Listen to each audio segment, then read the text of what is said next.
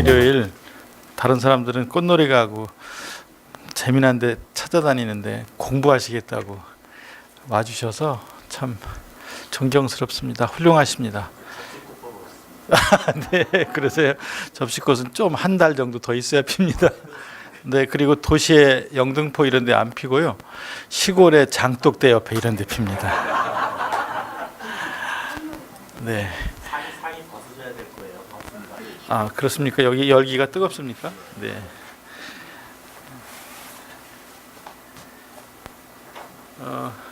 문체부에 있으면서 만든 문화비전 PT를 가지고 말씀을 드리려고 했더니 그거는 정말 문화에 대한 내용만 꽉 차 있어 가지고서 여기 문화를 좋아하시는 분도 있고 뭐 다양한 분야에 또 서로 다른 그런 취향을 갖고 계시는 분들이 계시는데 문체부가 만든 자체 문화 비전을 갖고 설명하려니까 너무 재미없어 하실 것 같아서 그거를 이제 그 내용을 여기 섞으면서 더 재미없게 이제 강의안을 준비해 갖고 왔습니다. 제가 문체부 장관 처음 되었을 때 제일 우려를 한 분들은 체육인들이에요. 아이고 시 쓰는 사람이 왔으니 이거 이제 체육은 아무것도 모르는 사람이 왔으니 이 일을 어떻게 하면 좋을까 그 걱정을 제일 많이 하셨어요. 그런데 행사는 올림픽, 아시안 게임, 러시아 월드컵 또 이런 엄청난 체육 행사들이 기다리고 있어서 체육은 이제 망했다 이런 생각을 하고 계셨는데 올림픽 준비를 하면서 6개월 한 6, 7개월 남겨놓고 제가 장관 올림픽을 6, 7개월 남겨놓고 장관을 맡았는데 제 아주 친한 선배분이 이러시더라고요. 네 임기는 내년 3월까지야. 그러니까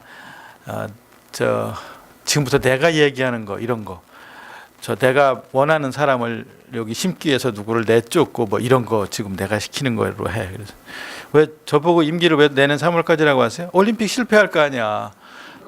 올림픽 실패할 게 뻔한데 그러면 2월에 올림픽 해서 3월 초에 끝나면 누가 책임져? 장관이 책임져야지. 네 임기는 그래서 거기까지인 거야. 이렇게 말을 하더라고요. 그래서 아니 어떻게 해보지도 않고 실패를 단정하십니까? 또 언론도 안 보냐? 모든 신문, 모든 방송에서 다 적자 올림픽이라고 한다. 3천억 정도 이상의 적자가 난다고 하고 그리고 또 붐업 조성도 안 됐지. 북한은 미사일 쏘지 핵실험도 하잖아. 그러니까 오스트리아 장관, 프랑스 장관, 독일 체육부 장관이 우리 선수 못 보낸다. 전쟁이 일어난 날에 선수 보냈다 어떻게 하느냐. 못 보낸다고 공식 발표를 하지 않냐. 그런데 어떻게 성공하냐. 또 강원도 가봐라 준비가 됐나. 진짜로 가보니까 준비도 안 됐어요. 도로서부터 집서부터 뭐 시설 뭐 준비가 안 됐어요. 강원도지사하고 올림픽 조직위원장하고 각각 불만이 많아요. 그래서 좀 만납시다. 그래서 같이 만나서 저녁을 먹었는데 아이고 우리 이렇게 장관하고 셋이 만나는 건 처음이에요 그래요. 에? 아니 올림픽을 준비하면서 문체부 장관하고 올림픽 조직위원장하고 지자체장이 셋이 같이 만나서 상의한 적이 없어요? 네. 이 큰일 났다 이거. 반드시 실패하겠구나. 그런 걱정을 속으로 하면서 아니 뭐 이런 일이 다 있답니까? 앞으로 한 달에 한 번씩 꼭 폭탄주 합시다. 그리고 셋이 같이 먹어보니까 셋 다 술을 괜찮게 해요. 그래서 계속 만납시다. 그러면서 어떻게 할까? 어떻게 하면 좋겠습니까? 서로 저 사람 내쫓아라, 저 사람 바꿔라 이런 얘기만 해요. 저한테 조직위원장 교체해라, 뭐 그다음에 개막식 총감독 교체해라, 누구 바꿔라. 그리고 정권 교체했으니까 과거 정권에서 심은 사람 다 교체해라는 그런 요구들이 빗발치죠. 근데 중요한 거는 사람을 바꾸느냐 안 바꾸느냐보다 올림픽을 성공할 것인가 성공하지 못할 것인가 핵심을 이렇게 두고 결정을 해야 되는데 사람을 바꾸면 될 것처럼 생각하고 또 과거 정권에 심은 사람을 정권 교체했는데 그냥 두는 게 어딨냐. 과거 정권에 조직위원장 했던 분은 올림픽 마스코트 때문에 쫓겨났어요. 올림픽 마스코트를 호랑이와 곰, 수호랑과 반답이라는 이름의 호랑이와 곰으로 했어요. 우리 당군 신화에 나오는 두 짐승이에요. 근데 이거를 바꿔라 하고 대통령이 했대요. 그 청와대에서 키우는 진돗개, 이 진돗개를 바꿔라 이렇게 했다는 거예요. 그래서 뭐야 이게 또 뭡니까 이거? 제명이 형님 죽이지 않습니다. 아이고 또 오늘 강의 엄청 힘들겠네 이거.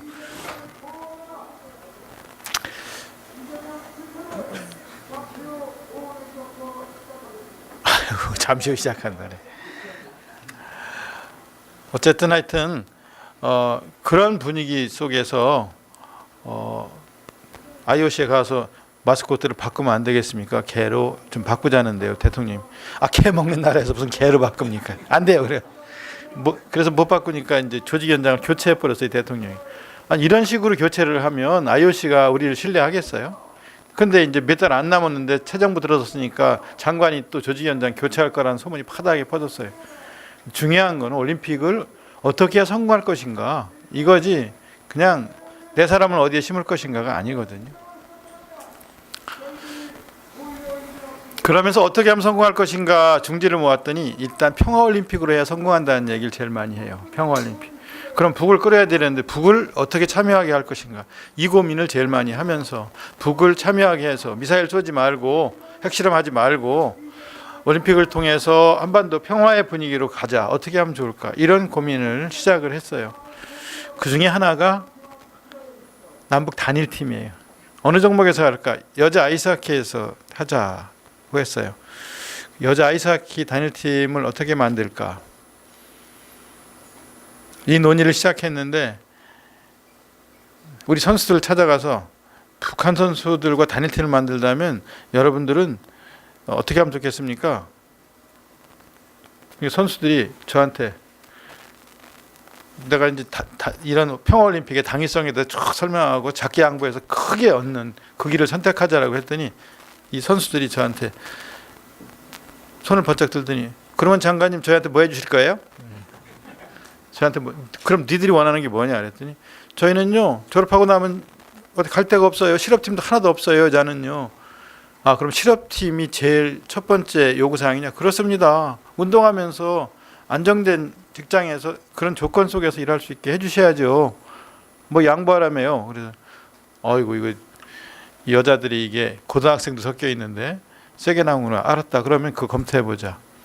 그 다음에 또 여학생들이, 저희는요 대학에 저 여자 아이스하키를 특기생으로 받아주는 대학이 없어요. 남자는 5개나 있는데 여자는 없어요. 그래, 그럼 그건 교육부하고도 또 상의를 해야 되니까 한번 상의를 해보자. 이러면서 그럼 만약에 단일팀을 한다면 니네는 몇 명까지를 받을 수 있겠냐? 저희요? 그러니까 자기들이 양보해야 되는 거죠. 뭘 양보해야 되느냐면 게임을 뛰는 시간을 양보하는 거예요. 이 40초 또는 1분 30초 간격으로 계속 선수를 교체해야 돼요. 이게 체력이 많이 소모되는, 스케이트를 타면서 하는 경기라서 체력이 많이 소모되기 때문에 선수 교체를 많이 해야 돼요. 그런데 자기가 들어가는 횟수가 좀 줄어들겠죠. 완전히 빠지는 건 아니고. 근데 이제 북한 선수들이 3명 정도는 합류하는 걸 받을 수 있겠다는 거예요. IOC에 가서 회의를 했어요. 북한 체육부 장관도 오고 관계자들, 국제연맹 관계자들부터 다 이제 회의를 하는데 IOC 위원장이 최소 5명 이상을 받아야 된다는 거예요. 최소 5명 이상. 그래서 이제 저는 머릿속에 선수들하고는 3명, 최소 5명 이상을 받으라는 거예요. 그 이하는 절대 안 된다. 그렇게 하면 단일팀이 의미가 없어진다는 거예요. 최소 5명 이상.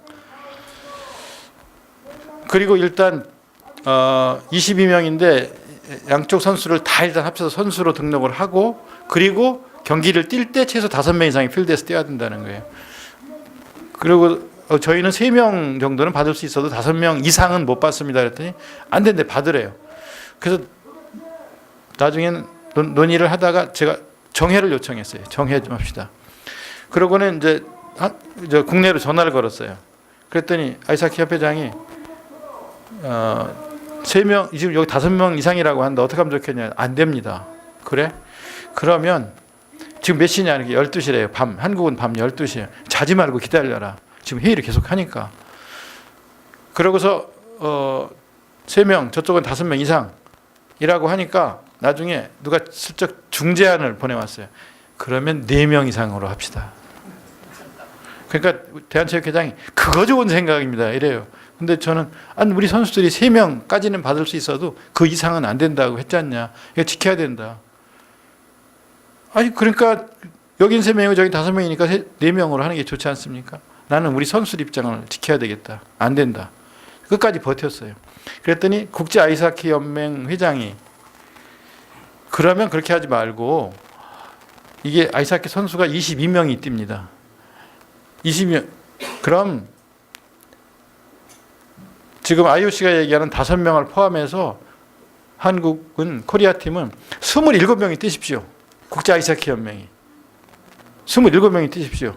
그럼 양쪽 다 해결되지 않습니까? 당신들은 22명 그대로 뛰고 그다음에 북한 선수 5명을 더 합해서 27명이 뛰면 되지 않습니까?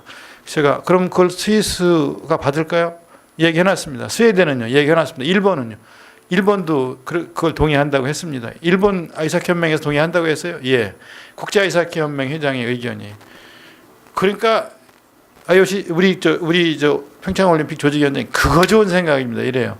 근데 저는 가만히 있어 보자고 그랬어요. 가만히 있어 봅시다. 만약에 축구를 일본은 11명이 뛰고 우리는 13명이 뛰어서 우리가 이기면 일본 네티즌들이 치사하다고 할 테고 지면 에이그 13명이 뛰고도 지냐? 이렇게 할 거 아닙니까? 스포츠에서 이기면 이기고 지면 지는 거지. 규정상 축구가 11명이 뛰게 돼 있으면 11명이 뛰고 우리가 단일팀을 만들어서 11명이 뛰고 그게 맞지.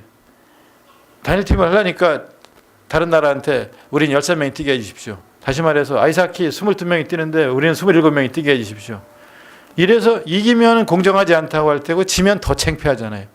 우리 조선의 딸들이 지면 지고 이기면 이기는 거지.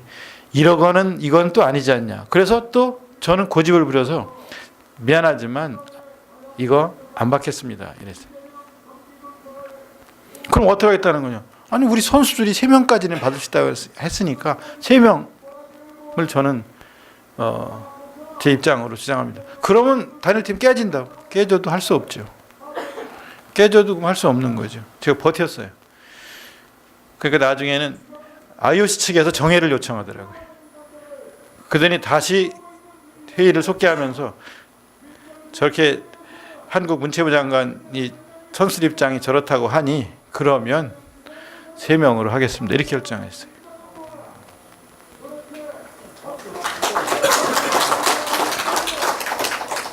그런데 국내에서는 20, 30대 젊은이들이 왜 단일팀을 만드냐, 선수들한테 물어봤냐, 왜 선수들을 희생시키냐, 난리가 났어요. 난리가 났어요. 대통령 지지율이 6%에서 9%까지 떨어졌어요. 총리가 사과를 했는데도 안 받아줬어요. 난리가 났어요. 나중에 제가 이렇게 부글부글 끓는 상황을 쭉 보다가 김어준의 뉴스공장에 나가서 요 남북 여자 아이스하키 팀 단일팀 구성과 관련된 비화를 1시간 동안 쭉 이야기를 했어요. 그래서 김어준 씨가 하는 얘기가 문체부 장관 바보. 그걸 진작 얘기하지. 그걸 왜 이제 얘기하느냐 이게. 문체부 바보. 근데 한 300만 명이 그걸 들었어요. 그러고 나더니 수습이 그날부터 수습이 되더라고요. 매 순간 저는 결정의 주체, 책임의 주체, 집행의 주체라고 생각합니다. 제가 오늘 여러분들에게 드릴 첫 번째 말씀은 우리는 항상 어떤 일에 비평가의 입장에 서 있는가, 주체 입장에 서 있는가, 비판하는 입장에 서 있는가, 주체 입장에 서 있는가를 생각해 보자 하는 말씀이에요. 우리도 주체다. 이 중에는 민주당과 관련 있는 분도 있으시고 그렇지 않은 분도 있으실 텐데요. 민주당과 관련 있으신 분들은 생각해 보세요. 우리는 여당입니다. 여당은 나라 운영에 책임이 있는 사람들이. 그러니까 주체 입장에서 어떤 것들을 판단하고 생각해야 된다고 저는 봅니다. 대통령님한테 암흑의 비서실장이 도와달라는 말을 듣고 왜 저를 이렇게 찾아오셨습니까? 대통령님이 하신 말씀이 우리 사회의 주류를 교체하고 싶어서요. 당신의 도움이 필요합니다. 우리 사회의 주류가 지금까지 어땠는지를 조선왕조 500년부터 그 이후에 나라 잃고 난 뒤에 전쟁과 분단을 겪은 지금까지 우리 사회 주류가 누구였는지를 생각해 보십시오. 그리고 정말 정의로운 사회, 나라다운 나라가 되려면 주류가 교체되어야 됩니다. 제가 주류를 교체하는데 맨 앞에 서고 싶습니다. 저를 좀 도와주시면 그 일이 가능할 거라고 생각해서 찾아왔습니다. 라고 말을 했다고 해요. 주류를 교체하자고 할 때 그 주류는 적어도 정의로운 사회, 공정한 사회, 따뜻한 사회, 다시 말해서 정의로운 권력, 따뜻한 권력, 공정한 권력이 되어야겠다는 생각을 하셨던 거고, 그런 의미에서 주류가 되겠다는 거죠. 그런 생각을 가진 사람들이 우리 사회의 주류가 돼야지만 우리 사회가 비로소 나라다운 나라로 가고 또 중심을 잡을 거라고 생각했던 거죠. 그래서 첫 번째 여러분들께 드리는 말씀은 어떤 일에 우리는 주체다라는 생각을 가지셨으면 좋겠다 하는 거예요. 편하기는 견제자, 비판자, 감시자 입장에서 있는 게 훨씬 편합니다. 그리고 계속해서 관전평을 날리고 화살을 쏘는 게 훨씬 편합니다. 그건 편합니다. 책임 안 져도 되니까. 그러나 우리는 책임지겠다고 그랬어요. 그리고 국민이 맡겨줬어요. 그러니까 책임을 지겠다고 하니까 그럼 한번 책임져봐라고 했잖아요. 그럼 우리가 책임의 주체인 거죠. 결정의 주체인 것이고, 그리고 집행의 주체인 것이죠. 북의 삼지연 관현악단이 올림픽 전에 공연하러 내려왔어요. 우리가 막 사전에 막 준비도 하고 같이 여러 가지 점검을 하는 중에 공연 내용, 노래 무슨 노래 할 건지를 체크를 하는데 우리 노래를 10곡 이상 준비해 왔어요. 아주 다행스럽더라고요. 고마웠고요. 근데 북적 노래 부를 것도 한번 살펴보자고 했어요. 그랬더니 노랫말을 이렇게 보니까 다 문제가 없어요. 근데 어떤 노래 한 곡에 한 줄이 사회주의를 찬양하는 구절이 한 줄이 있었어요. 이거 어떡하죠? 하고 우리 국장이 왔어요. 네, 안 된다. 안 된다고 말씀드려라. 이 노래는 좀 빼달라고 말씀드려라. 지금 갔다가 왔어요.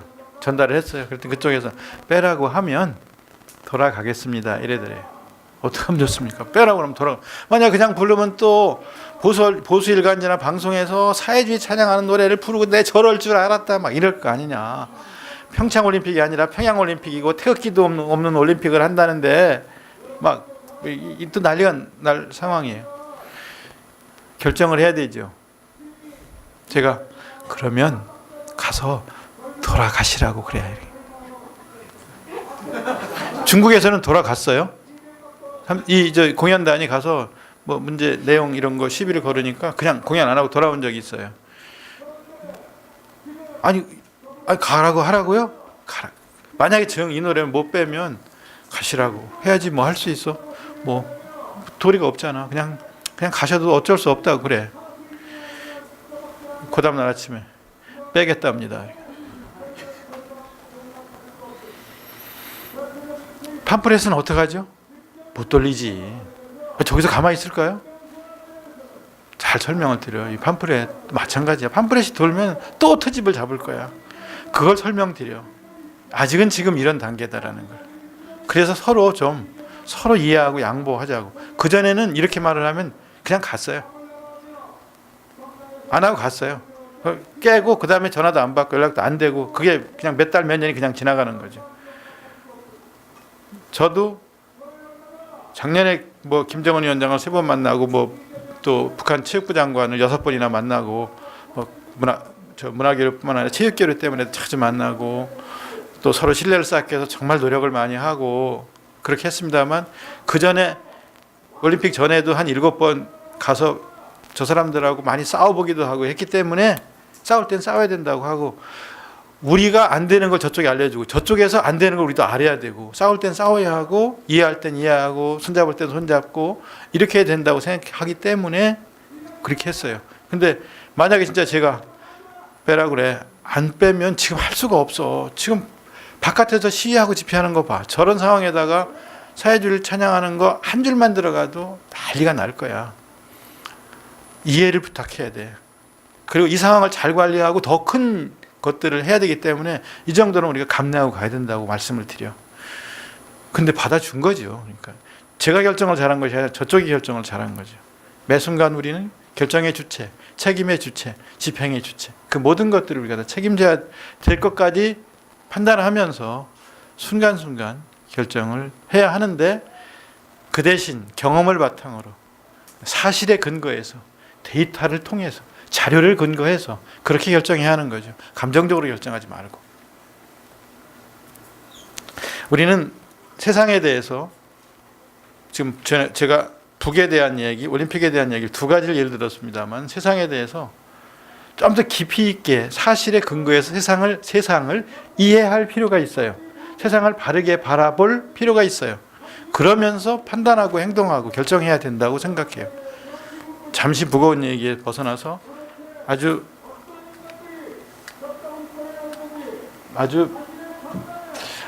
상식적이고 쉬운 몇 가지 질문을 한번 여러분들과 함께 같이 한번 살펴보겠습니다. 오늘날 세계 모든 저소득 국가, 못 사는 나라, 빈곤한 저소득 국가에서 초등학교를 나온 여성은 얼마나 될까요?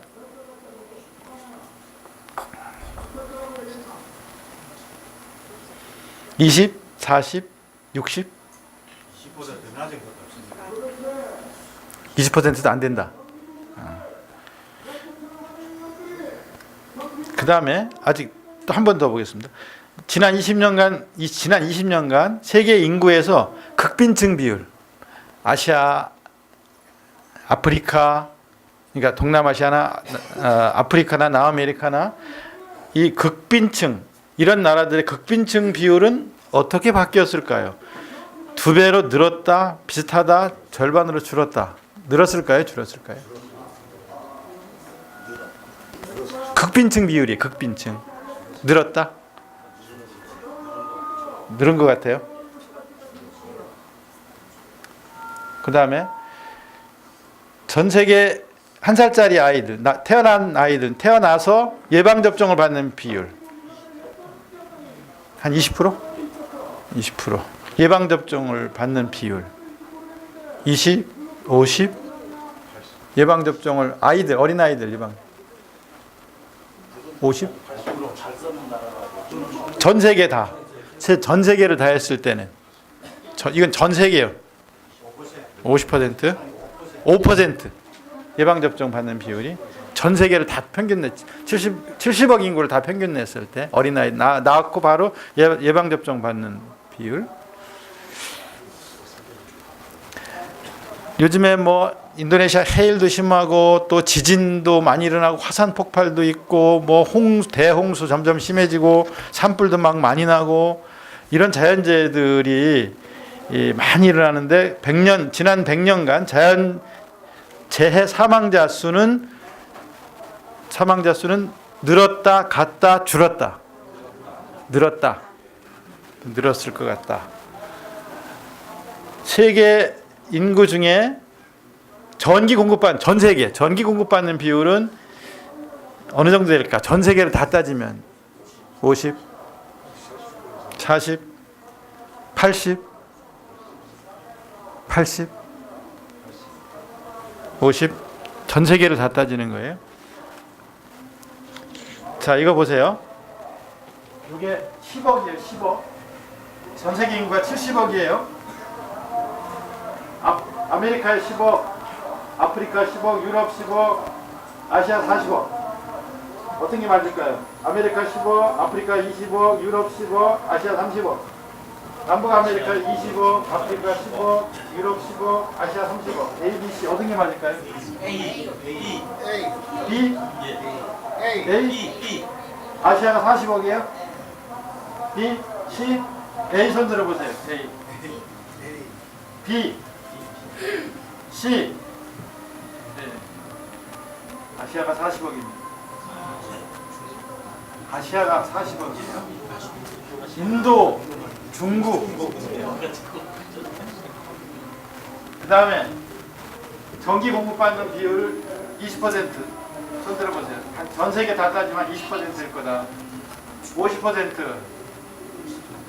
그래도 80% 되지 않을까? 88%.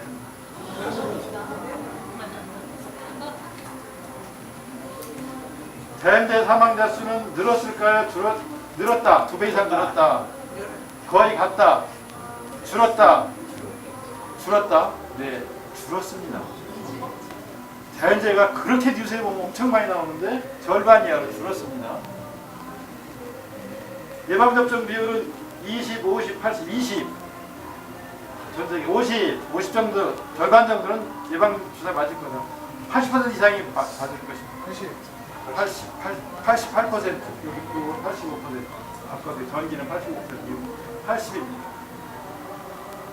예방접종을 받는 아이들이 전 세계, 아프리카라든가 이런 데까지 다 합해서 88%라고 하면 믿어지세요? 무슨 통계에 근거하냐고 확인하고 싶죠? UN 통계입니다. UN 지금 제가 말씀드리는 건 UN 통계를 근거로 한 거예요. 전 세계 극빈층 비율은 A 2배로 늘었다. 손 들어보세요. 극빈층 비율 2배로 늘었을 것이다. 거의 같다. 거의 절반으로 줄었다. 절반으로 줄었습니다. 초등학교를 나온 저소득 국가에서 초등학교를 나온 여성은 이건 저소득 국가만이에요. 초등학교를 나온 비율은 A 20%일 것이다. 40%일 것이다. 60%일 것이다. 60%입니다. 이거는 다 UN 통계를 가지고 말씀드리는 거예요. 그러니까 우리가 생각했던 거와 좀 달라요. 그렇죠? 왜 다를까요? 많이 다르죠? 어떻게 여성이 60% 이상이 초등학교를, 아프리카 이런 데도 60% 이상이 초등학교를 나왔다. 안 믿어지잖아요. 초등학교를 나온 여성들이 학교를 다니는 숫자가 점점 늘어나고 있고요.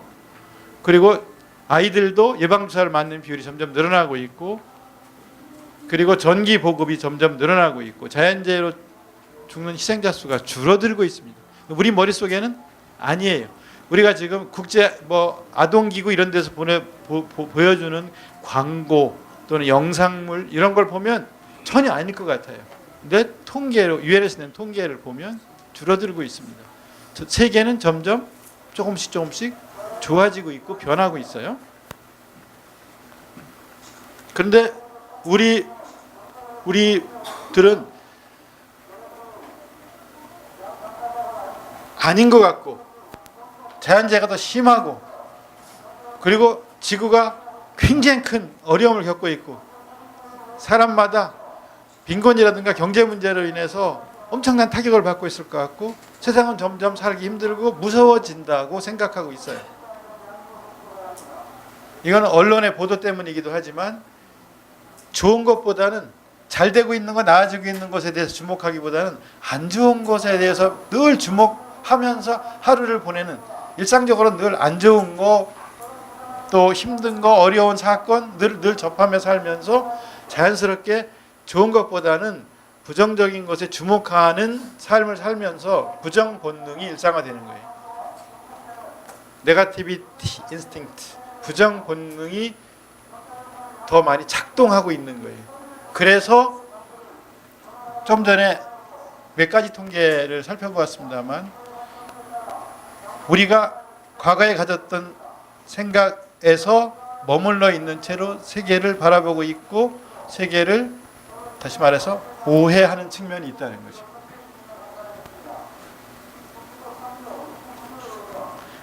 올림픽에 왔던 외국 선수들과 임원단과 특히 기자들이 제일 많이 놀란 것 중에 하나는 강릉과 평창 올림픽 스타디움 경기장 주변을 장갑차와 탱크와 무장한 군인들이 뺑 둘러싸고 있을 것이라고 생각하고 왔는데 경찰과 군인이 하나도 안 보인다는 거예요. 그리고 경찰과 군인이 하나도 안 보이는데 어떻게 이 나라는 서울도 그러고 강릉도 그러고 12시 넘어까지 술 먹고 돌아다니냐 이거예요. 우리는 그냥 늘 그렇게 사니까 몰라요. 홍대에는 1시, 2시까지 막 술 먹고 다니고, 젊은 여자아이들이 그냥 술 먹고 다니고, 12시 넘어서 전철 타고 가고 골목 들어가고, 우리는 그냥 그렇게 사는데, 그런데 외국에서는 깜짝 놀라요. 어떻게 이렇게 치안이 잘 유지되고 총기 사고도 안 나고 안전히 하냐 이거예요. 근데 우리는 그렇게 물으면 우리는 또 깜짝 놀라죠. 우리 얼마나 불안하게 사는데, 우리가 얼마나 불안하게 사는데 안전하다고 그러냐라고 하는데, 외국은 10시 넘어서 막 술 먹고 막 이렇게 소리치고 돌아다니고 이거를 볼 수가 없죠. 거의 볼 수가 없어요. 우리는 다른 나라에서 보면은 치안이 굉장히 안전한데 우리 스스로는 늘 불안하게 살아요. 이거 보세요. 옛날에는 우리 저 정청래 의원이 할머니들 뭐냐 경로당에 찾아가서 다른 민주당 의원들은 맨날 혼나고 우리도 다 알아 가 이러는데 정청래 의원이 가면은 앉아서 한참씩 떠들어요. 할머니 들어가자마자 할머니 있잖아 내가 11남매 중에 막내인데 우리 엄마가 날 안 날래다 낳았어. 이제 이거부터 시작하면 할머니 이리 와 이야기가 시작돼. 내가 11남매 중에 막내인데 우리 엄마가 나를 안 날라고 장독대에서 막 간장을 먹고 뛰어내리고 막 이랬단 말이에요. 막 이렇게 이야기하면 할머니들하고 다 대화가 통해요. 옛날에는 그렇게 낳았어요. 10명, 11명. 그러다가 또 몇 명은 죽어요. 형제들 중에. 그렇죠? 5세가 되기 전에 사망한 아이들이 있었어요. 그런데 대개 5명, 6명, 7명 막 이렇게 인도, 중국, 인도 이제 이 큰 물방울이 이제 다 인구수를 말하는 건데요. 보통 이렇게 5, 6, 7, 8 이렇게 아이를 낳고 그리고 5살 되기 전에 죽는 아이들이 기본적으로 5%는 되는 거죠. 여기 95%니까 5%는 기본적으로 100명 중에 5명은 사망하고 여기 이런 데는 뭐 10명 중에 2명은 이렇게 늘 10명을 낳으면 2명은 죽는 거예요. 5명 낳으면 1명 죽고 이렇게 살았어요. 이렇게 사는 나라들이 한 150개국이 넘어요. 가족 구성원도 적고 애도 적게 낳고 아동 사망률도 낮은 나라가 44나라. 되게 이런 나라들이 많았어요. 뭐 4, 50년 전, 6, 70년 전, 100년 전은 더 말할 것도 없고.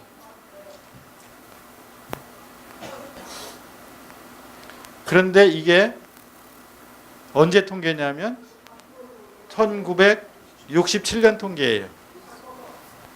지금은 어떨까요?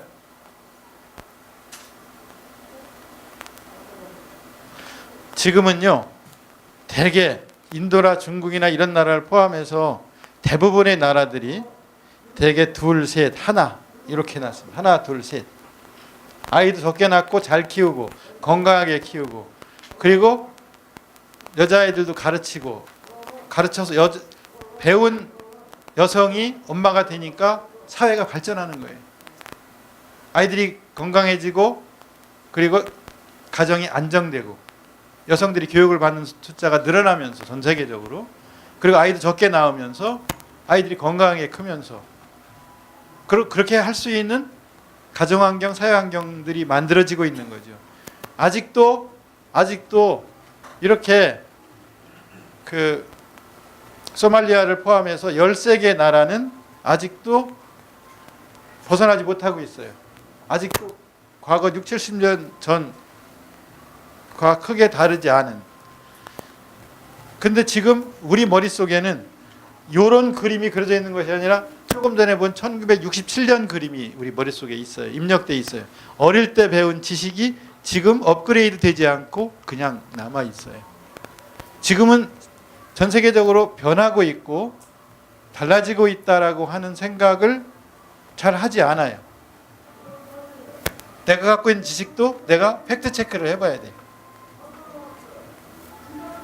세계는 선진국과 개발도상국으로 나뉜다라고 학교 다닐 때 배웠어요. 지금은 개발도상국이 이쪽으로 이렇게 이동해 오고 중간도 많이 있어서 지금 개발도상국에 해당되는 나라는 150개 나라에서 13개 나라로 줄어들었어요.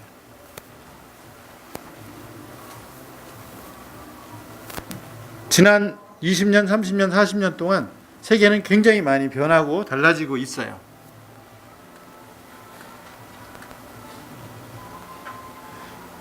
보세요. 5번째 생일 맞기 전에 죽는 아동의 비율이 지금은 전 세계 아프리카까지 다 따져서 4%대로 100명 중에 4명으로 줄어들었어요. 100명 중에 4명으로 줄어들었어요. 후천성 면역 결핍증으로 에이즈로 죽는 사망자 수가 100만 명당 549명에서 241명으로 계속 줄어들고 있어요. 전쟁으로 2차 대전까지 전쟁으로 인한 사망자가 10만 명당 전쟁으로 인한 사망자가 지금은 10만 명당 1명으로 줄어서 2차 대전 이후에 오랜 평화가 아슬아슬하게 지속되고 있어요. 지금까지 가장 긴 평화가 유지되고 있는데 이 평화를 잘 관리할 필요가 있는 거예요. 3차 세계대전이 일어날지도 모른다고 하지만 안 일어난 채 1950년 이후에 전쟁으로 인한 사망자 수가 계속 줄어들고 지금은 10만 명당 1명. 물론 저것도 작은 건 아니죠. 지금도 중동에는 국지전이 계속되고 있고 전쟁으로 인한 희생자가 없는 건 아니지만 그러나 인류 역사상 전쟁이 없는 기간이 가장 길게 지금 유지되고 있는 그런 시기인 거죠. 재난으로 인한 사망자가 1000명당 72명으로 줄었고요. 핵무기가 지금 6만 4천 개에서 15,000개로 핵 확산 금지에 관한 세계적인 노력들을 통해서 6만 4천 개가 15,000개로 줄어들어 왔어요. 그리고 지금 영양 부족을 겪는 인구 비율이 1970년 70년대 28%였다가 지금은 11%로 줄어들고 있어요. 저것도 작은 숫자는 아니에요. 그러니까 무조건 다 좋아지고 있다가 아니라 저 11%를 주목해서 저 11%가 어떻게 금지에서 벗어나게 할 것인가가 세계적인 과제인 거죠. 그 과제가 다 해결되었다는 의미가 아니고 변화하고 있다는 것을 여러 가지 중에 수십 가지 중에 몇 가지만 예를 들었어요. 작황은 좋아지고 있어서 1헥타르당 4,000kg씩 1,400kg에서 4,000kg씩 지난 한 50년 사이에 이렇게 늘어나고 있고요. 그 다음에 지금은 문맹이 세계적으로 많이 줄어서 지금 글을 읽고 쓰지 못하는 숫자는 14%입니다. 우리나라는 거의 요즘에는 할머니들이 칠곡 가시네 뭐 이런 거 보면 할머니들이 늦게 한글을 배우셔서 시를 쓰신 걸 보면 눈물 나는 시들이 많잖아요. 그러니까 마지막 이렇게 어려서 못 배운 채 그냥 연세가 드신 분들까지 찾아가서 지금 계속 가르치면서 그러면서 탈문맹으로 가는 그러니까 글을 읽지 못하고 쓰지 못하는 사람 숫자가 아주 최고로 작은 나라 중에 우리나라가 지금 속하고 있는 거죠. 여학생 수가 초등학교 여자아이들이 초등학생 연령의 여자아이가 중학교에 다니는 비율이 지금 전 세계적으로 90%까지 늘어났어요. 물론 아직도 10%는 중학교를 진학을 못하는 여자들이 다른 대륙에 있는 거죠. 전기보급이 아까 말씀드린 대로 85%까지 늘어났고요.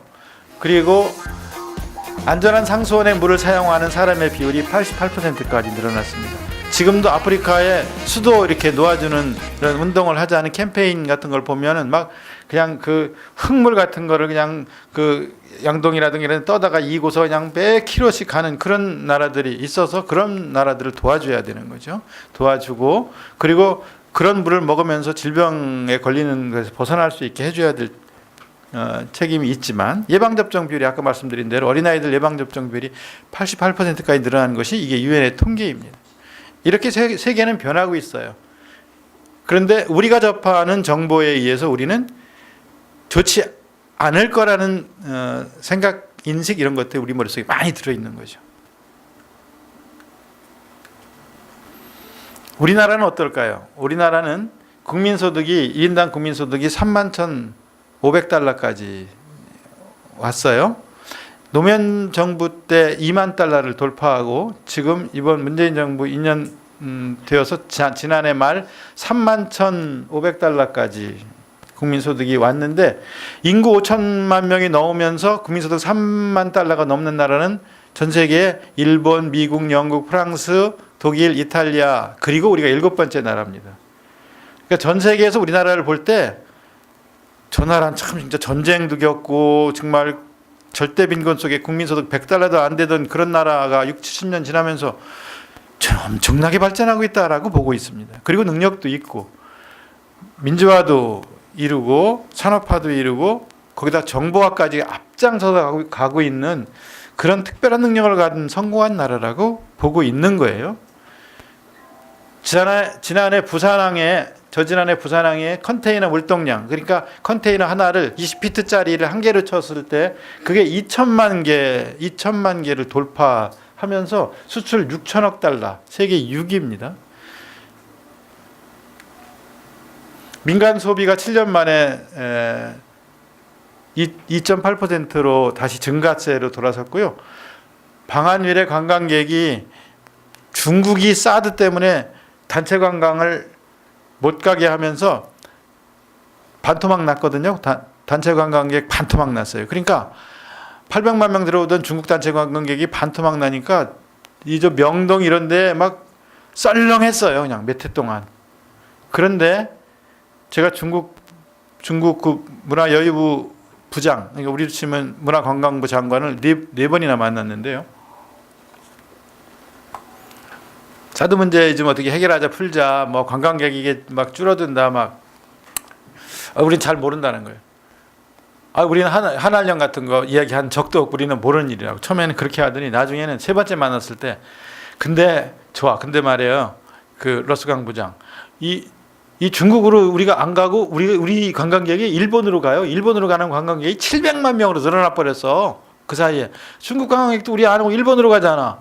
그래서 이걸 뭐라고 하냐면, 장관님 이걸 어부지리라고 그래요. 어부지리. 중국에서는 어옹지리라고 그러죠. 그랬더니 막 웃더라고요.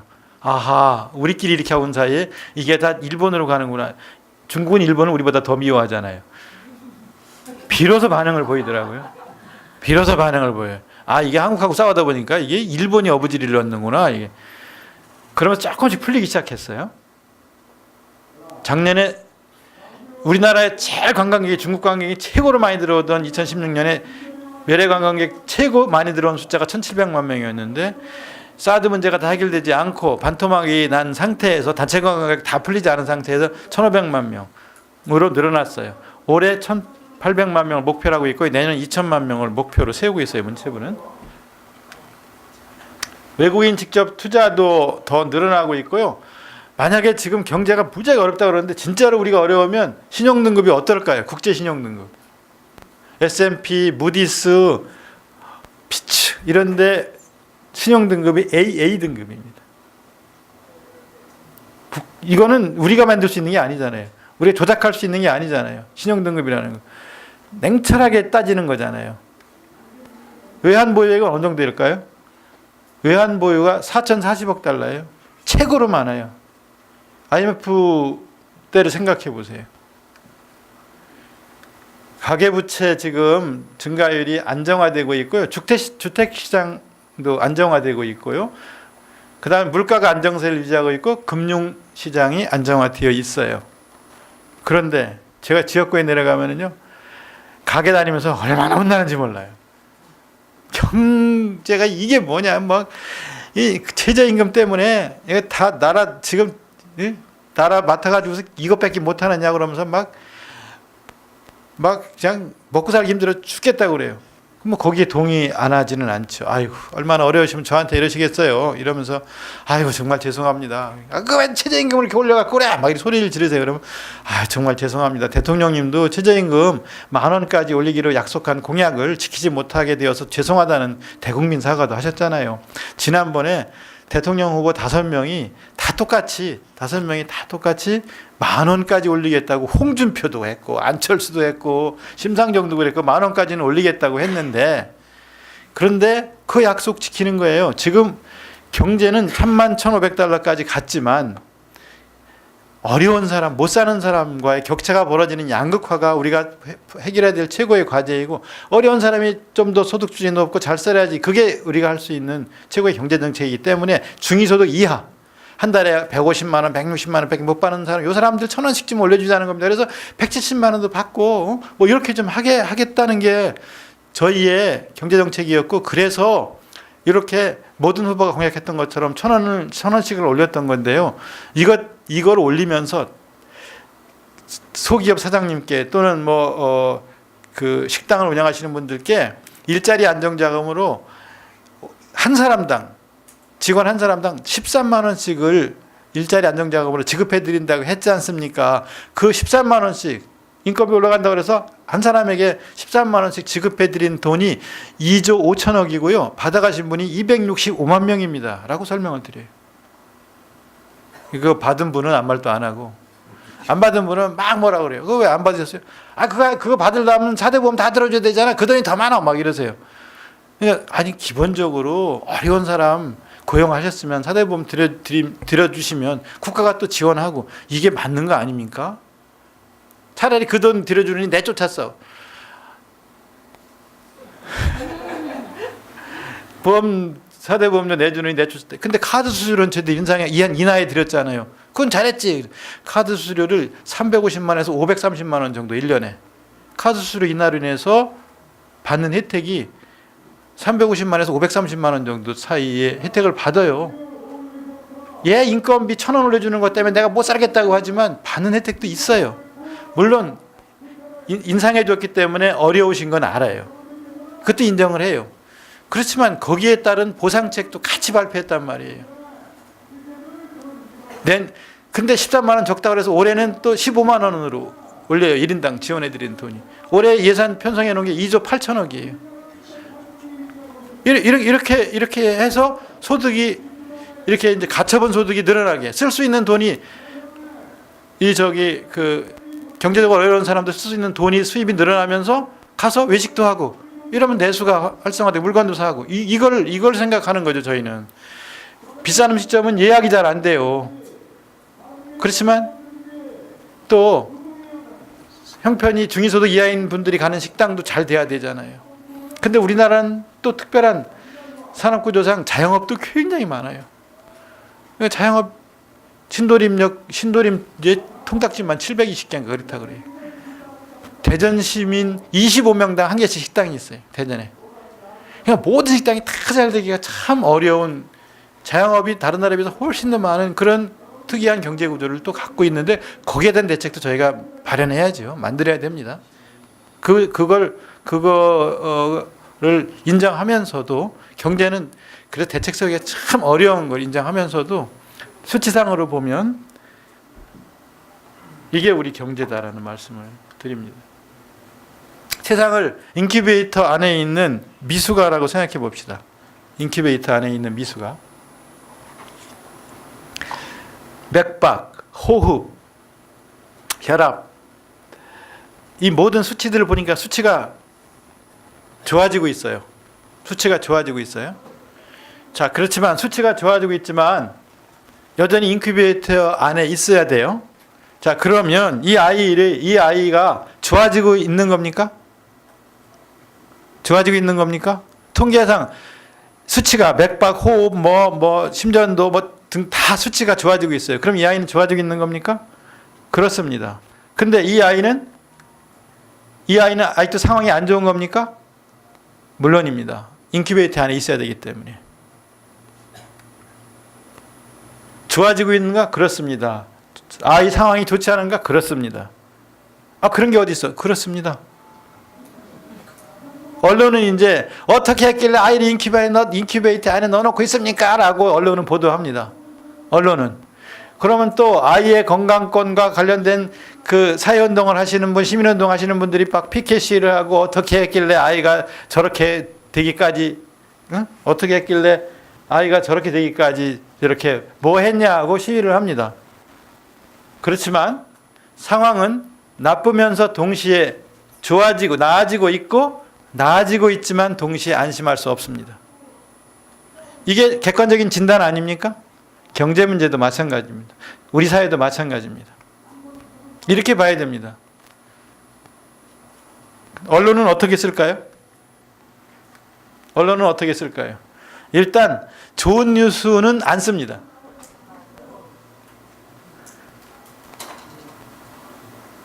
위험하다, 큰일 났다, 엉망이다, 다 죽어간다, 이게 이래야만 뉴스가 됩니다. 언론은 나쁘게 쓸 걸 예상해야 됩니다.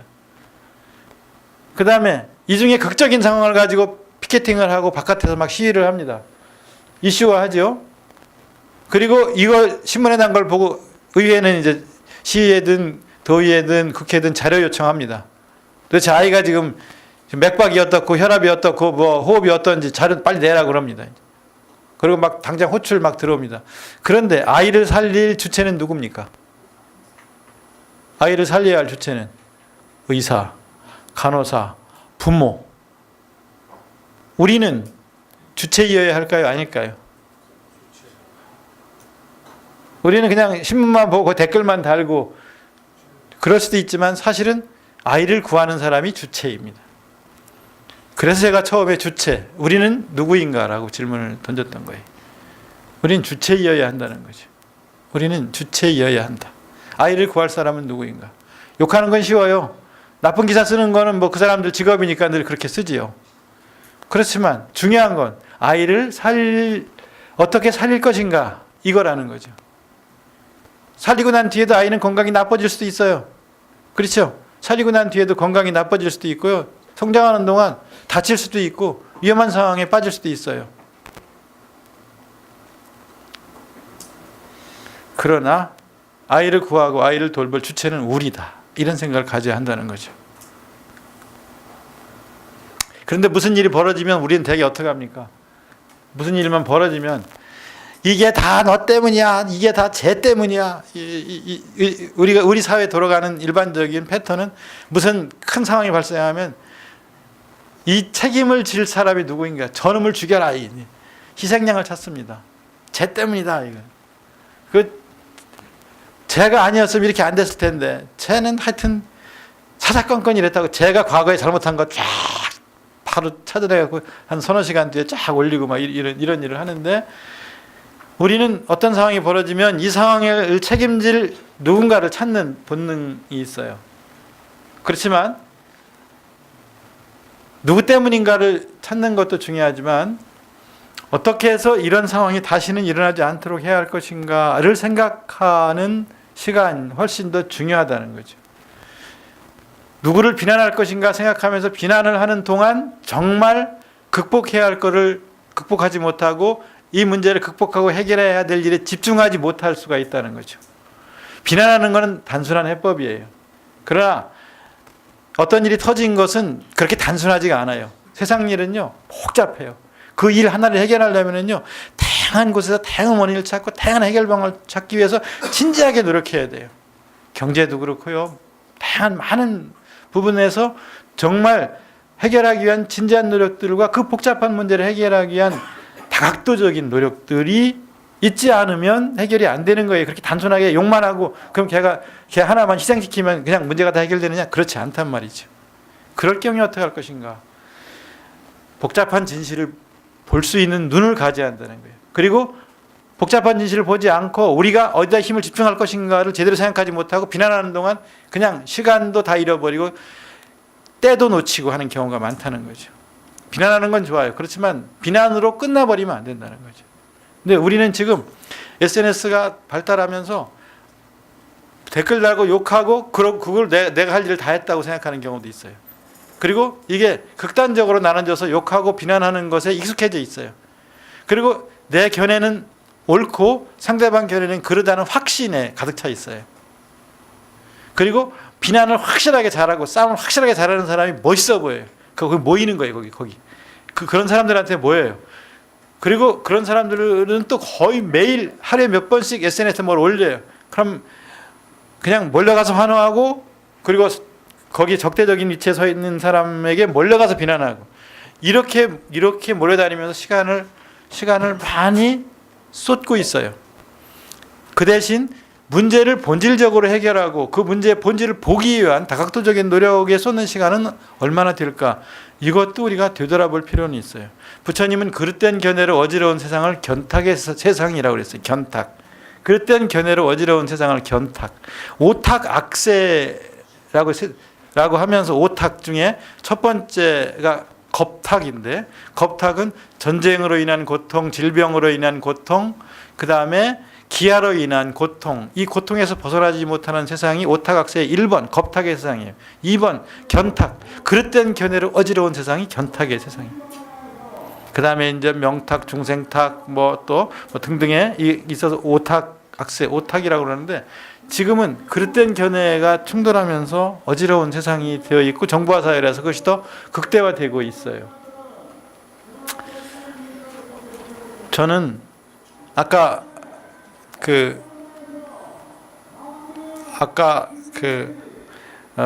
중국 단체 관광객이 반토막 난 경우에 이 일을 어떻게 할 건가, 처음 만나서 내가 얘기하면 되겠지 하고 막 중국 그 장관을 만나가지고서 막 이야기하고, 그러다가 너무 썰렁한 반응을 보고, 그 다음에 대통령이 또 중국 가서 정상회담을 할 때 또 장관을 만나면서 여기서 만나면 또 뭐가 풀어지겠지 하다가 또 냉랭한 반응을 대하고 돌아오면서, 아, 내가 너무 조급해하고 있구나 하는 생각을 했어요. 너무 조급해하고 있구나. 중국이 자기들과 관련해서 뭐가 마음에 안 들을 때 중국이 경제 보복, 무역 제재 같은 걸 하면 이웃 나라들이 그걸 대응해서 해결하는 방식은 4가지가 있어요. 하나, 백기투항. 바로 달라이라마 강연을 하려고 그래, 영국의 무역 끊어버려. 이러면 영국이 바로 쫓아와서, 아이고 잘못했습니다, 안 할게요, 취소할게요. 백기투항. 그 다음에 읍소무마. 몽고 같은 나라는 쫓아와서, 아유 좀 봐주십시오, 아유 왜 그러십니까, 아유 그전에 안 그랬는데 우리가 잘할게요. 읍소무마. 3번째, 와신상담. 일본 같은 경우 국경 분쟁 같은 게 일어나서 중국이 제재를 하면 2년이고 3년이고 견디면서 하여튼 잘해봅시다, 이 와신상담. 4번째, 정면 대결. 베트남 같은 나라는 에라 모르겠다고 맞서 싸워버려요. 우리는 이 4 중에 어느 하나를 선택해야 되는데 어떻게 할까 하다가 결국은 와신상담. 그러면서 제가 관광국장한테, 우리가 너무 조급해하고 있는데, 김 국장, 여기 내가 쓴 시가 하나 있는데 이 시 한번 읽어봐. 나도 지금 중국 갔다 와서 다시 생각하면서 이 시를 읽어봤는데, 김 국장도 한번 읽어봐. 그리고 내가 실국장 회의에 국장들한테 중국의 관광 문제를 풀기 위해서 우리가 가져야 할 태도에 대해서 내가 국장한테 준 시예요. 제 시골집 뒤뜰에 있는 3번 나무를 보고 쓴 시예요. 아직 3번 나무 꽃은 피지 않았지만 개울물 흘러내리는 소리를 들으며 가지마다 살갗에 화색이 도는 게 보인다. 나무는 희망에 대하여 과장하지 않았지만 절망을 만나서도 작아지지 않았다. 묵묵히 그것들의 한복판을 지나왔을 뿐이다. 겨울에 대하여 또는 봄이 오는 소리에 대하여 호들갑 떨지 않았다. 길이 보이지 않는다고 경박해지지 않고 길이 보이기 시작한다고 요란하지 않았다. 묵묵히 걸어갈 줄 알았다. 절망을 하찮게 여기지 않았듯 희망도 무서워할 줄 알면서.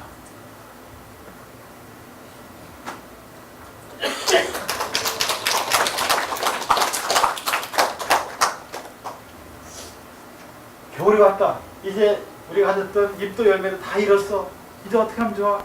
이런 걱정이, 이게 나무가 말을 할 줄 안다면 그런 걱정이 들 거예요. 이제 큰일 났어. 이제 혹독한 시간만이 기다리고 있어. 어떻게 하면 좋아? 걱정이 되죠. 또 겨울 혹독한 시간을 다 지나고 이제 봄이 와요. 따뜻한 시간들이 찾아오고 있어요. 이제 겨울 다 지냈어. 이제 꽃 피는 일만 남았어. 그런다고 막 또 요란 떨고 막 이럴 수 있어요. 우리 인간의 삶이라는 것이. 그러나 우리 집 뒤뜰의 3번 나무는 겨울이 올 때도, 가진 걸 다 잃었을 때도 그렇게 막 경박하지 않았어요. 또 꽃 피는 시절이 찾아왔을 때 요란하지 않았어요. 그렇다고 해서 절망이 아무것도 아니라고 생각하지도 않아요. 절망은 힘든 거예요. 혹독한 시간, 눈보라 몰아치는 시간이 오면 고통스러운 거예요. 그걸 인정해요. 받아들여요. 그러나 절망 때문에 무너지지 않는단 말이에요. 희망을 만나서 꽃피는 시절이 돌아와서 이제 어려운 시간 다 지났다고 얼마나 기쁘고 좋은 시간이 찾아온 거예요. 그렇지만 그 시간도 무서워할 줄 안다는 거죠. 맨 마지막 말은 루신의 고향에 나오는 한 귀절이에요. 희망도 무서워할 줄 알아야 한다는 거예요. 좋은 시간이 찾아왔을 때 그것도 조심스럽게 다루면서 무서워할 줄 아는 정신적 균형 이런 걸 갖고 있어야 한다는 거죠.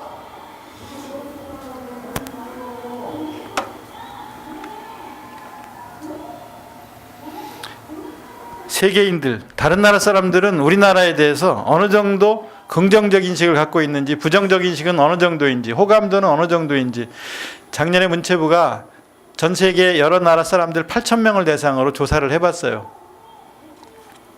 공식 기관 등을 통해서 조사를 했는데요. 외국에서 우리나라를 좋아하는 호감도가 몇 퍼센트 정도 될까요? 몇 퍼센트? 90, 80, 70, 60, 50, 80? 네. 외국에서 우리나라를 좋아하는 사람의 호감도 평균 80.3%가 나왔어요. 인도네시아라든가 이런 나라는 95%가 넘어요. 놀랬어요. 이거 사람들이 안 믿으려고 그래요. 이것도 어디서 조작한 거 아니야? 이 정부가 또 가짜뉴스 만들었구만. 이렇게 말씀하실지 모르겠는데 저희도 놀래요. 러시아, 인도네시아, 멕시코 이런 나라들이 90%가 넘어요. 제일 낮은 나라가 일본이에요. 일본은 호감도가 20%예요. 우리가 당했는데 자기들은 가해자인데 우리에 대한 호감도가 20%예요. 이 사람들은 뭐 초계기 띄우고 막 이러면서 이거 정치적으로 우리하고 대립과 충돌이 심할 때마다 정치적으로 지지도가 높아지니까 자꾸 정치적으로 악용하는데 이낙연 총리님이 말씀하신 대로 일본은 과거 앞에 겸허해야 되고요. 우리는 미래 앞에 겸허해야 된다는 말이 딱 맞는 말이에요. 이런 정신적 균형 감각 같은 걸 가져야 되는데 어쨌든 일본이라든가 저런 나라들 합해서 평균 80.3%가 나왔어요. 뭐 때문에 이렇게 높을까요? 무엇 때문에 높을까요? K-팝 이렇게 생각하시죠? 물론 K-팝이 최고 크게 기여합니다. 그런데 한국에 대해서 한국 하면 떠오르는 이미지는 뭐예요? 뭐가 제일 먼저 떠올라요? 그러면 K-팝이라고 할 줄 알았더니 한국 음식이에요. 이 사람들 조사해 보니까 깜짝 놀랐어요. 음식이에요. 뭐 불고기, 비빔밥 이런 건 기본적으로 알고요. 우리 한국 음식에 대해서 아주 잘하는 사람들은요, 폭탄주 비율까지 다 알아요. 우리보다 우리에 대해서 더 많이 관심 갖고 있고요. 우리에 대해서 좋게 평가해요. 우리나라 참 좋은 나라라고 그래요. 거기 근데 그런데 우리가 우리에 대해서 조사하면 호감도 조사, 긍정적 인식, 부정적 인식 조사하면 어떻게 나올까요? 긍정적 인식이 얼마 나올까요? 외국에서는 80.3%인데 80%인데 우리가 조사하면 50% 좀 넘습니다. 우리는 그렇게 높이 평가하지 않아요, 우리를.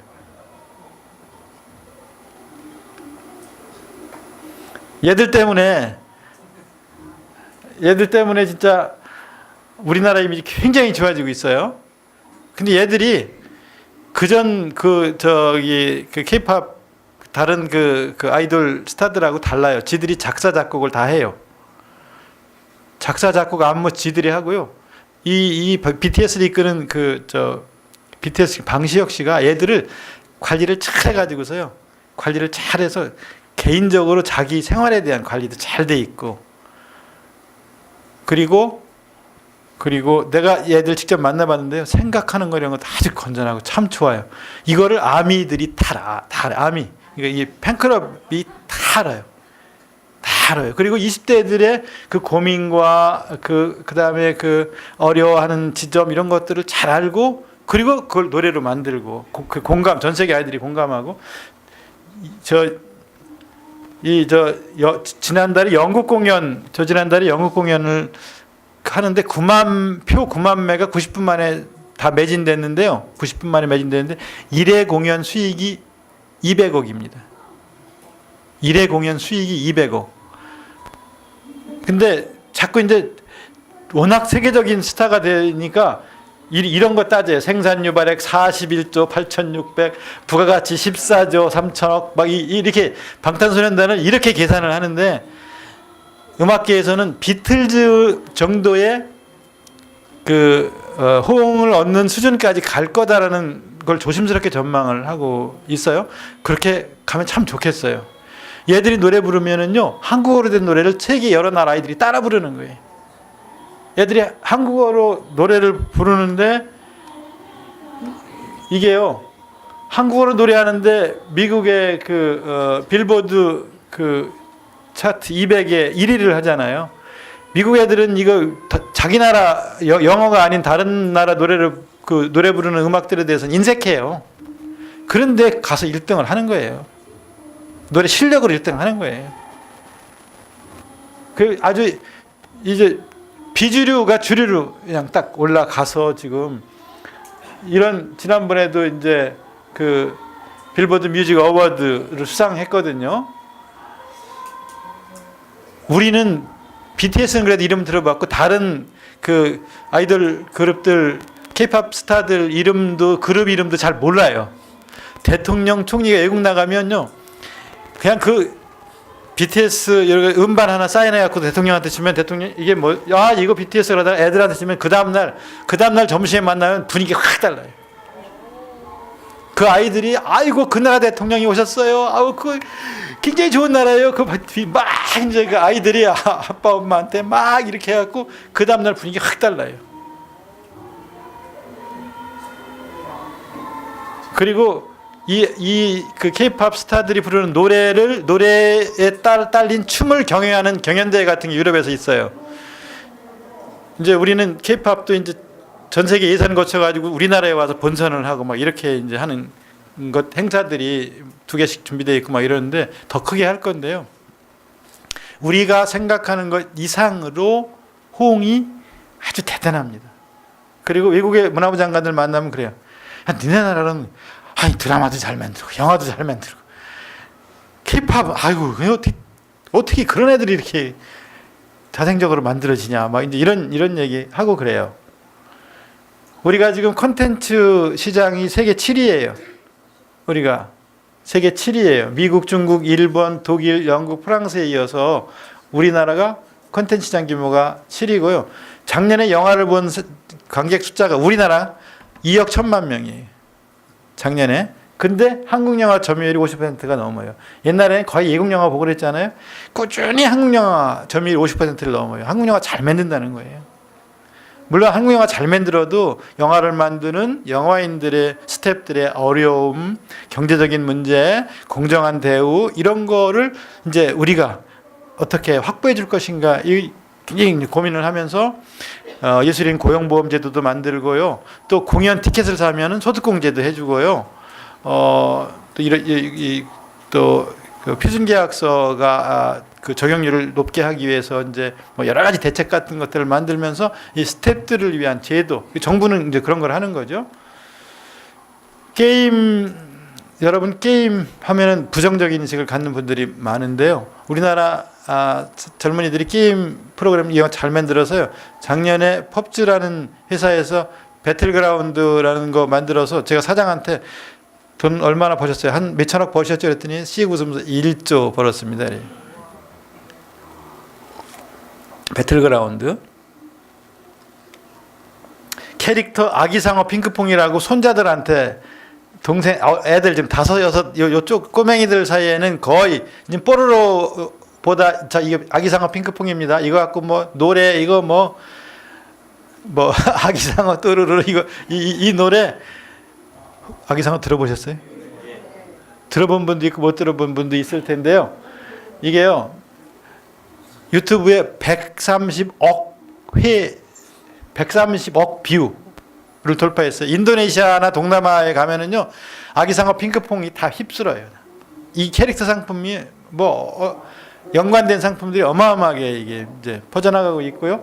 전 세계 112개 나라에서 교육용 앱 매출 1위, 유튜브 구독자 2,200만 명, 아기상어 핑크퐁이라고 가서 보면은요, 노래도 재밌어요.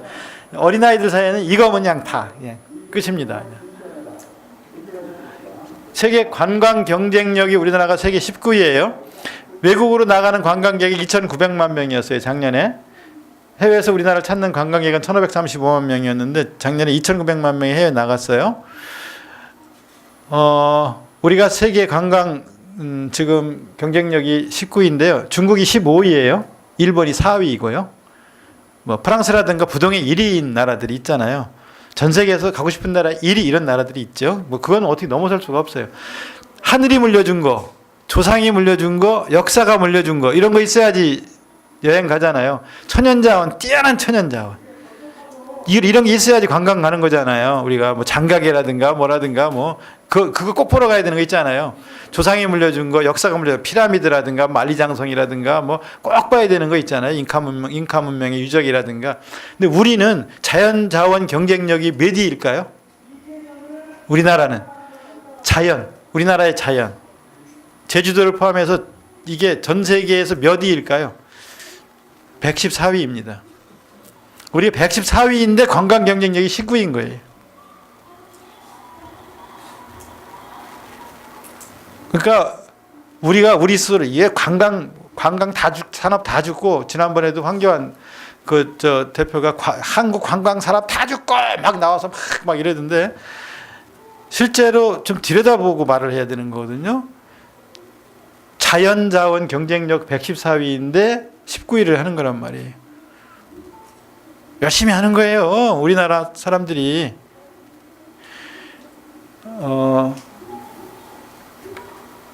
그리고 젊은이들이 뭐 계속 나가서 수없이 많이 견문 쌓고 나가고 출장 가고 이러면서 생활하는 거죠. 국민 생활체육 참여율은 62.2%입니다. 일주일에 한 번 이상 계속 꾸준하게 운동하는 사람들 62.2%. 더 높여야 되죠, 이제. 그래서 다양한 체육시설들을 더 많이 만들고 이렇게 할 거예요. 전 세계에서 한글 배우는 사람들이 BTS 때문에 굉장히 많이 늘어나요. 한글 배우는 사람들. 세종학당이 56개국에 172개소가 있어요. 문화원은 32개 나라에 있고요. 더 늘어나야 됩니다. 더 늘릴 거예요. 앞으로 더 늘릴 거고요. 공자학당에 비하면 아직도 부족해요. 그렇지만 우리 5,000년 역사 중에 한글 배우겠다고 외국에서 막 찾아온 적이 언제 있었어요? 한글이요. 아시아 그러면 한자, 중국, 그 다음에 일본 오랫동안 서양과 교역을 했기 때문에 그 다음에 이제 한국어잖아요. 숫자를 따지면 인도네시아라든가 이런 데도 인구가 우리보다 훨씬 더 많아요. 인도네시아는 이쪽 섬에서 이쪽 섬까지 가는데 비행기로 7시간이에요. 인도네시아가 작은 나라가 아니에요. 그런 아시아 나라들 중에 그래도 한국어 배우겠다고 많은 젊은이들이 찾아온단 말이에요. 그러면서 호감도 80%가 넘는데 우리만 우리 스스로를 비하하고 문재인 독재자 이러고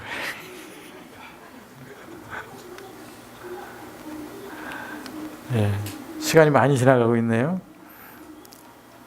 몇 시까지 해야 되죠? 4시까지 해야 되죠? 그 다음 강의가 4시 10분부터예요?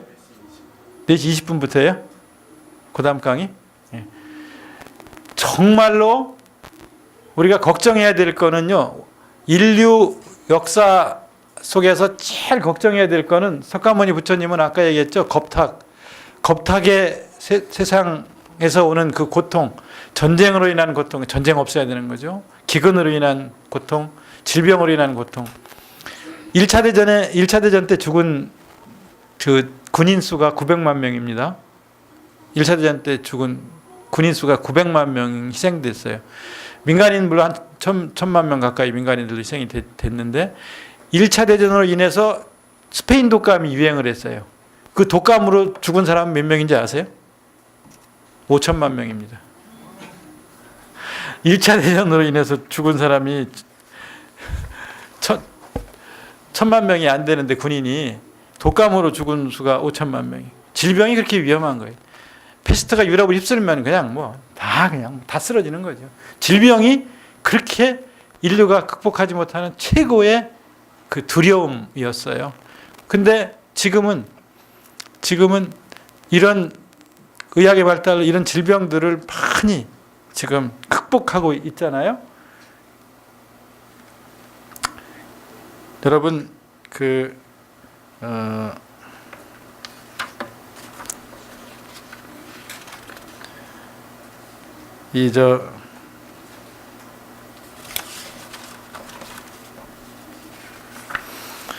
당뇨로 죽는 사람은 몇 명 정도 될까요?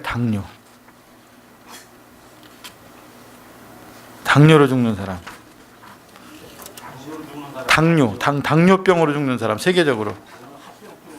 당뇨 합병증. 결국 합병증으로 돌아가시는 거죠. 당뇨병을 앓다가 돌아가시는 분이 그 통계에 의하면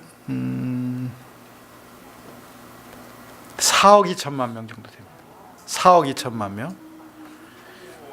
그러니까 당뇨라는 것이 이제 말하자면 음식이 이제 많이 먹고 조절이 잘 안 되고 이러면서 이제 불규칙한 생활하면서 생기는 병이잖아요. 지난 20년간 미국에서 음주, 술 때문에 술로 인한 병으로 죽은 20년간 죽은 사람이 140만 명, 1년에 6만 9천 명씩 술로 죽어요. 테러로 인한 사망자는 몇 명 정도 될까요? 미국이 지난 20년간 테러로 인한 사망자가 1년에 평균 159명. 평균 159명인데 음주로 인한 사망자는 6만 9천 명씩 되는 거예요. 그러니까 정말 위험한 게 전쟁이고 테러고 이런 건데 실제로는 죽음의 원인들이 점점 달라지고 있는 거죠. 그러니까 그 폭탄보다 더 위험한 게 콜라라는 말이 있어요. 코카콜라가 더 위험하다. 폭탄보다 더 위험한 게 코카콜라다. 햄버거다. 이런 말이 있을 정도로 원인이 달라지고 있는 거죠. 어쨌든 질병은 우리가 극복해야 될 가장 크고 무서운 것 중에 하나. 전쟁, 질병, 그다음에 기근.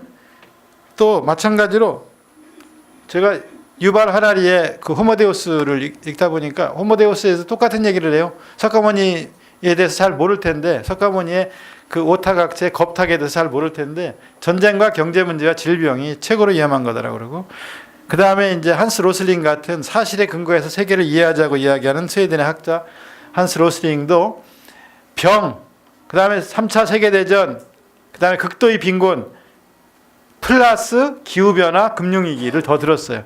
금융위기라는 건 경제 문제인 것이고 기후변화라는 것도 이것도 이제 말하자면 뭐 여러 가지 기후변화가 초래하는 질병 뭐 이런 그거에 포함될 수 있는데 어쨌든 되게 비슷해요.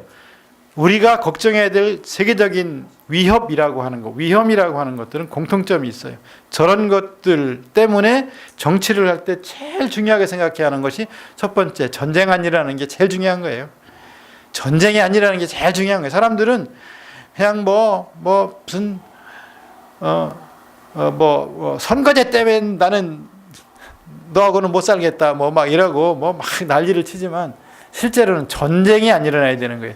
나라를 경영할 때 첫 번째 해야 될 일은 전쟁의 위험에서 벗어나고 평화로운 나라가 되게 만드는 게 이게 첫 번째. 국민을 위한 첫 번째 일이에요. 이거는 인류 문명에서 오랜 수많은 역사 중에 첫 번째 과제가 그 나라를 이끌어갈 지도자는 전쟁이 안 일어나고 평화롭게 국민들이 살 수 있게 하는 그런 나라를 만드는 거가 첫 번째, 제일 중요한 거예요. 그리고 두 번째가 이제 경제적으로 어려운 사람들이 덜 어렵게 만드는 거. 우리가 국민소득 3만 1,500달러라 하더라도 어려운 처지에 있는 사람들, 일자리를 잡지 못한 청년들, 빈곤한 노인들 이런 문제들을 해결하는 것이 그래서 포용사회를 만들어가는 것, 포용국가를 만들어가는 것이 국가가 해야 될 두 번째 중요한 일이고요. 세 번째는 한 사람 한 사람이 건강하게 살게 하는 거예요.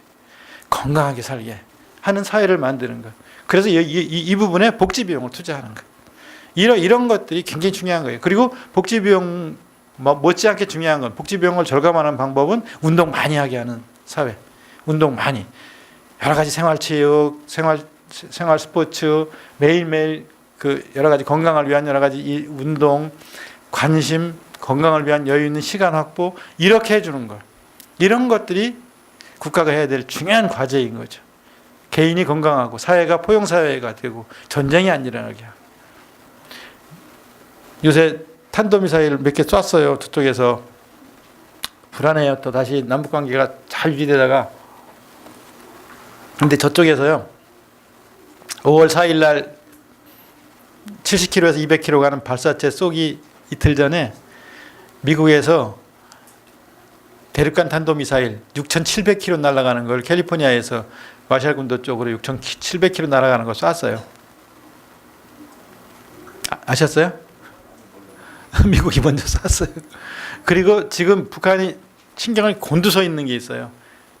북한이 신경이 곤두서 있는 게 있는데 그건 뭐냐면 한미 공군 합동 훈련, 맥스 썬더 훈련이라는 거를 우리가 작년 9.19 그 공동성명 이후에 전쟁의 분위기에서 벗어나기 위해서 맥스 썬더 훈련도 규모를 축소해서 합니다.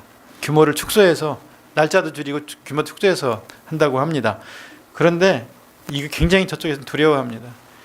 이게 그 전에 보면 그 한 100대씩 공중전 막 훈련하거나 또 폭격 훈련을 하거나 그러는데 스텔스기 같은 거 뭐 그런 기종들 중에는 레이더에 걸리지 않는 레이더를 흡수해버리는 코팅이 된 그런 전투기들이 있거든요. 그러면 그게 어디로 왔다 가는지를 모르는 거예요. 이 공포의 대상인 거죠. 같이 뜰 공군 전력이 저쪽은 없는 거예요. 그래서 작년같이 그렇게 남북 분위기가 좋을 때도 고위급 회담을 갖다가 리성권 조평통위원장이 깼잖아요. 작년 갑자기 깨갖고 막 이쪽에 뉴스에서는 또 아니 쟤들은 예의도 없이 말도 없이 그냥 예정된 회담을 막 깨버리면 어떡하냐. 쟤들은 하여튼 그냥 문제라고 그랬는데 사실은 그때 5월달에 작년 요맘때 5월달에 맥스선더 훈련했거든요. 저기 그러면 저쪽은 또 그 군부가 동요를 하고 또 인민이 동요를 하니까 방어에 이상이 없다라는 뭔가를 보여줘야 되고 하는 그런 그 역학관계 속에 있어요. 어쨌든 근데 전체적으로 평화적으로 관리를 잘해야 되고요. 중요한 거는 서로 자제하는 거죠. 쏘면 안 되죠. 쏘면 안 되고 우리도 훈련 규모를 축소해서 하는 거고 이게 무슨 저쪽에서 이야기하는 것처럼 침략용 훈련이라든가 뭐 이런 게 아닌데 또 그 서로 신뢰를 갖고 이런 것들이 진행돼야 되는데 그런 점에서 조금 아쉬운 점은 있습니다만 하여튼 무턱대고 막 쏘는 건 아니지 않나 이렇게 한번 생각해보고 어떤 일이 벌어졌을 때 우선 욕부터 나오잖아요. 이 새끼들 또 뭐 하는 거야 이렇게 욕부터 나오는데 물이 끓으면 거기엔 이유가 있는 거예요. 온도 열이 가해지니까 물이 끓는 거잖아요. 무슨 이유 때문일까를 찾아보고 원인도 찾아보고 또 이성적으로 판단해보고 이렇게 하면서 또 뭐 자제도 촉구하고 또 역지사지할 부분은 뭐가 있나 이런 것도 보고 또 오시는 거 보니까 끝나라는 얘기 같은.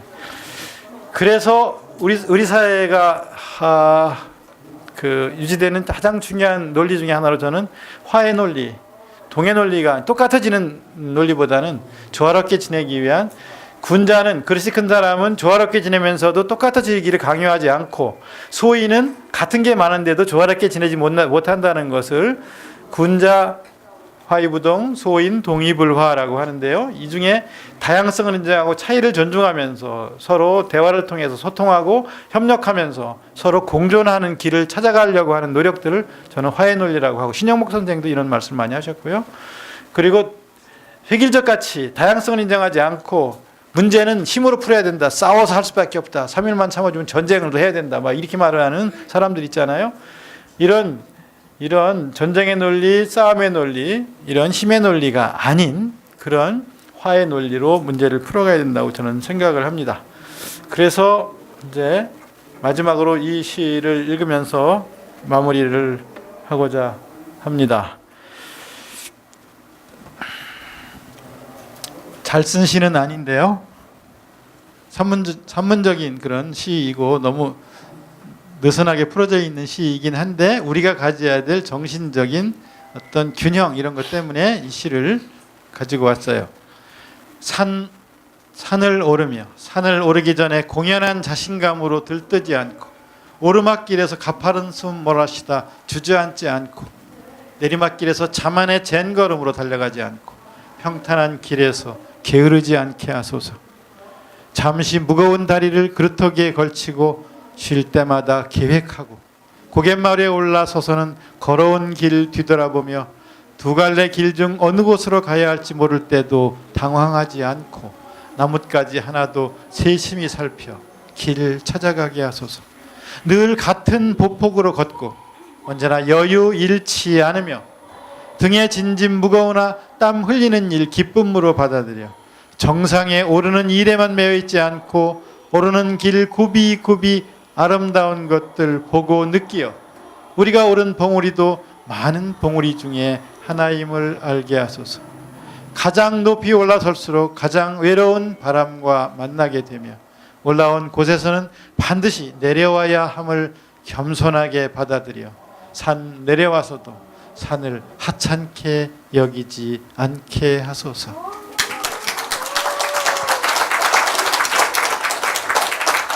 네, 정말 오늘 눈과 귀가 호강하는 시간이었습니다. 어려운 환경 속에서도 끝까지 열강해 주신 도종환 전 장관님을 위해서 뜨거운 박수 다시 한번 부탁드리겠습니다. 네, 수강생분들에겐 죄송하지만 시간 관계상 질의응답을 생략하고